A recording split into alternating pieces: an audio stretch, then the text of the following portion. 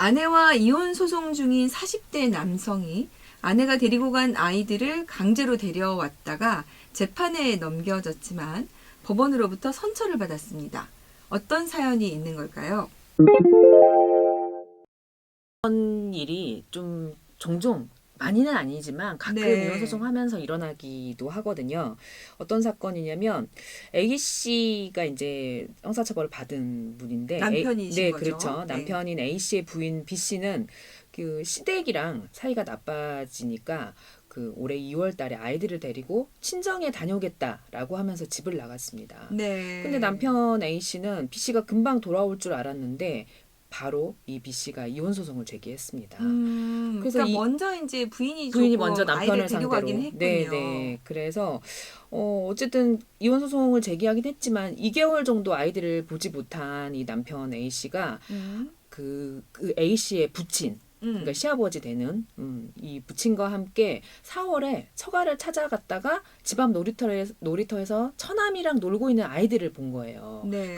그래서 이 아이들을 우리 집으로 데려가야 되겠다 이렇게 음. 마음 먹고 데려가려고 하니까 이제 처남이랑 안 된다라고 하면서 이제 몸싸움이 벌어진 거죠. 아이고, 네. 그래서 안 된다고 막으니까 이 A 씨가 처남의 목을 잡고 바닥에 쓰러뜨린 다음에 다리 붙잡고 이러면서 이제 폭행을 하게 됐고 네. 또 그 사이에 A 씨 아버지는 아이들 손을 잡아 끌고 이제 주차장에 있는 차로 데리고 가서 태우고 먼저 가버린 거죠. 아, 네. 네, 이런 그런 사건이 있었습니다. 상황이었군요. 그러니까 이혼 소송 중에 아이들을 지금 동의 없이 강제로 데려가다가 재판에 넘겨지게 된 거군요. 네.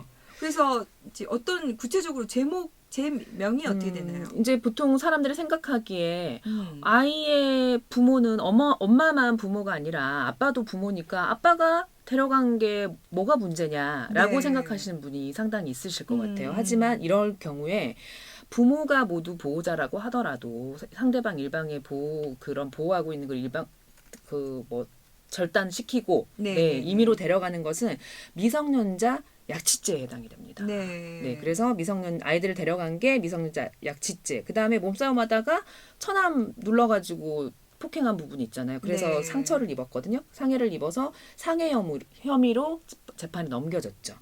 그래서 아이들 아빠는 미성년자 약취죄와 상해 혐의. 그 다음에 같이 현장에 있었던 A 씨 아버지. 그러니까 아이들 할아버지죠. 할아버지는 미성년자 약취죄의 공범으로 같이 네. 재판을 받게 돼서 할아버지는 징역 4월에 선고유예, 그 다음에 이 A 씨는 징역 6월에 선고유예를 네. 저질렀습니다. 이제 이렇게 선고를 했는데 선고유예가 뭐냐면 징역 4월이랑 징역 6월을 선고를 하면서 2년 동안 선고를 유예해 주는 거예요. 네, 그래서 네, 2년 네. 동안에 별다른 문제 없이 잘 경과를 하게 되면 이 선고가 없었던 걸로 해주는 게 이제 선고유예인 거죠. 그러니까 네. 어떻게 보면은 죄는 맞지만 형벌에 있어서는 최대한 선처해 준 거죠. 그러니까 사실 지금 보니까 엄마가 먼저 아이를 일단 데리고 간 것은 네. 지금 남편의 일단 뭐 그 동의가 있었기 때문에 친정에 그렇죠. 친정에 다녀오겠다고 다녀오겠다. 간 것까지는 어쨌든 여기까지는 문제가 아닌데 네. 그 이후에 이 상황이 길어지면서 여기에 이제 일단은 이 상황이 길어져 버리고 이혼 소송이 진행 중인 상황으로 들어갔는데 그러면 이제 아이를 데려올 때는 부인의 동의가 있어야 할 텐데 그 동의를 안 받았기 때문에 아버지라 하더라도 이 부분은 미성년자 약취에 해당한다. 네, 그렇죠. 네. 근데 이제 법원이 선처해 준 이유는 일단은 이 A 씨랑 A 씨의 아버님 모두 다 반성하고 혐의를 네. 다 인정하고 있고 그 다음에 아이들을 데려오게 된 그 과정 있잖아요. 아이들을 네. 보고 싶고 2개월이 됐고 친정에 잠깐 다녀오겠다더니 그러기 지금 장기적으로 못 보게 되고 이러면서 그 과정에 좀 참작할 만한 사유가 네. 있고 또 그 아이들을 데려올 때 진짜 이게 큰 문제가 될 수 있다는 사실을 몰랐다는 점을 참작해서 선처했던 것 같습니다. 네.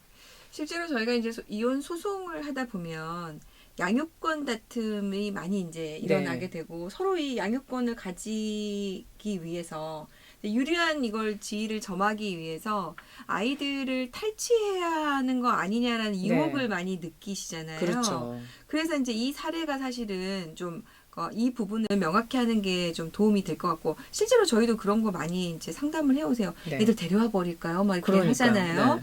자, 변호사님 이럴 경우에 어떻게 대응하는 거에 좋을지 변호사님 조금 절차를 안내 좀 네. 해주시죠. 말씀드렸듯이 부모라고 하더라도 일방적으로 데려오게 되면 이제 형사처벌이 될 수 있으니 네. 아이들이 보고 싶으면 일단 이혼 소송 중이라고 하면요.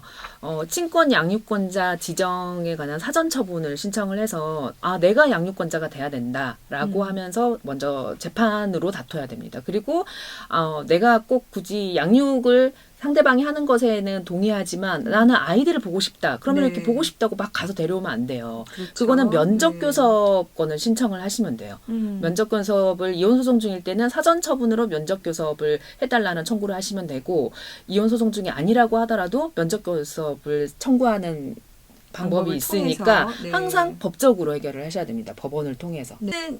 탈취를 하더라도 현재 양육자 지위를 점하는 사람을 어쩔 수 없이 양육자로 인정하는 왜냐하면 이제 아이들이 거기서 적응을 해버리니까 이제 그럴 경우에 양육자를 지정하는 경우 판결들이 해오는 경향이 좀 있었는데 네. 사실은 그래서 요새는 가정법원이 많이 바뀌었어요. 네. 그래서 탈취하는 부모에게 오히려 페널티를 주고 지금 이게 결국엔 그렇죠. 형사처벌이 네. 되는 상황이니까 그래서 그럴 경우에 임시 양육자 지정도 안 해주고 이렇게 합니다. 그래서 이제 누가 현재 아이를 데리고 있느냐 보다는 계속해서 면접 교섭을 잘 하고 어떻게 해주고 아이에게 누가 제일 적합하냐 이런 거를 많이 다투니까 방금 우리 김영미 변호사님 말씀해 주신 것처럼 빨리 정말 보고 싶다면 그냥 법원에 면접 교섭을 신청해서 그런 사전 처분을 신청하는 것이 훨씬 빠를 것이다. 네. 이렇게 해주시는 거네요. 그렇게 안내를 네. 해주신 거죠.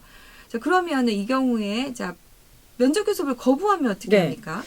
면접 교섭을 거부하게 되면 뭐 이행 명령을 할 수도 있고 네. 계속 안 보여주면 과태료 부과도 되고 이렇게 네. 법적인 또 제재 수단이 있고 이혼 소송에 있어서 불리하게 작용이 되죠. 네. 분명히 판사가 사전 처분으로 뭐 격주 토일 면접 교섭 하라고 하라고 했는데. 했는데 그냥 보여주기 싫다는 이유로 임의로 안 보여주면 분명히 이것도 페널티가 있습니다. 근데 만약 이제 보통의 많은 경우에 이혼 소송이 중인데 되게 상대방이 밉잖아요. 그러니까 면접 교섭을 하라고 했는데도 막 핑계를 대면서 안 보여주려고 해요. 왜냐하면 그냥 내 아이가 상대방 배우자, 이게 이혼 소송 중인 배우자를 만나는 것 자체가 너무 싫다는 거예요. 그렇다고 하더라도 아이 입장에서 한번 생각해 보셔야 돼요. 그렇죠. 네. 네. 아이는 부모를 보고 싶어 할 수 있거든요. 그냥 아무리 나한테는 나쁜 배우자라고 하더라도 아이 입장에서는 부모이기 때문에 아이의 어떻게 보면 권리이기도 합니다. 그러니까 싫더라도 보여주셔야 네. 돼요. 만약에 그 아이가 정말 싫어한다. 엄마든 아빠든 만나는 거 싫어한다고 하면 그 왜 싫어하는지에 대한 근거 서류를 법원에 낸다고 하면 면접 교섭을 또 제한해 줄 수도 있거든요. 근데 무조건 나의 임의적인 판단으로 그냥 안 보여주는 건 안 됩니다. 네. 전에 한번 전문가에게 그런 얘기를 들은 적이 있어요. 그러니까 아이들이 이제 와서 아빠한테 갔는데 아빠한테 이제 안 가고 싶어. 아빠 되게 싫어라고 와서 이제 얘기하잖아요. 그것은 실제로 진심이 아닌 그냥 엄마에 대한 충성맹세라는 맞아요. 거짓말이라는 네네. 거예요. 그래서 아이들이 가기 싫다는 것에 대해서 그걸 핑계로 해서 면접 교섭을 안 하겠다고 하지 말아라. 네. 오히려 이제 더 아빠한테 가서 잘 지내고 또 엄마한테 오면 엄마한테 잘 지내고 이렇게 하는 것이 양육자로서 보다 더 아이들에게 적합한 태도다라는 얘기를 해서 저도 그때 되게 충격 먹었어요. 그래 아이의 입장에서는 그럴 수 있겠구나. 엄마한테 가서는 엄마가 제일 좋아. 아빠한테 가서는 아빠가 제일 좋아. 맞아. 이렇게 하는 아이들이 거죠. 그런 네. 상황에서 되게 눈치를 많이 봐요. 그러니까요. 그리고 은연중에 뭐 예를 들어 엄마랑 같이 살고 있다고 하면은 엄마가 자꾸 아빠에 대한 나쁜 말을 하거든요. 네. 그러면 아이 입장에서는 엄마가 아빠를 되게 싫어하는구나. 그러니까 내가 아빠에 대한 좋은 김영미 이야기를 변호사님도 둘째가 자꾸 엄마 좋다고 하는 거 속지 마세요.